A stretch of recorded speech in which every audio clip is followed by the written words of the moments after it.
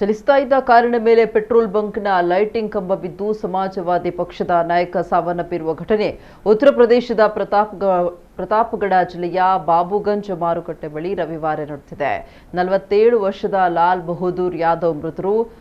Bunk ಮುಂಭಾಗದಲ್ಲಿ ಸುಮಾರು 65 ಅಡಿ ಎತ್ತರದ ಮತ್ತು 40 ಕ್ವಿಂಟಲ್ ತೂಕದ ಹೈಮಾಸ್ಟ್ ಕಂಬವನ್ನ ಕ್ರೇನ್ ಮೂಲಕ ಅಳವಡಿಸಲಾಗ್ತಾ ಇತ್ತು.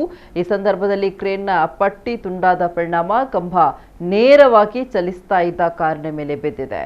ಇದರಿಂದ ಯಾದವ್ ಸ್ಥಳದಲ್ಲಿ ಮೃತಪಟ್ಟಿದ್ದಾರೆ ಅಂತ ತಿಳಿದು ಬಂದಿದೆ. ಮಾಹಿತಿ ಪಡೆದ ಪೊಲೀಸರು ಸ್ಥಳಕ್ಕೆ ದೌಡಾಯಿಸಿ ಮೃತದೇಹವನ್ನ ಮರಣೋತ್ತರ ಪರೀಕ್ಷೆಗೆ ಕಳುಹಿಸಿದ್ದಾರೆ. ಪೊಲೀಸರು ತನಿಖೆ ಆರಂಭಿಸಿದ್ದು ಈಗಾಗಲೇ ಎಫ್ಐಆರ್ ದಾಖಲಿಸಿದ್ದಾರೆ ಅಂತ ವರದಿಯಾಗಿದೆ.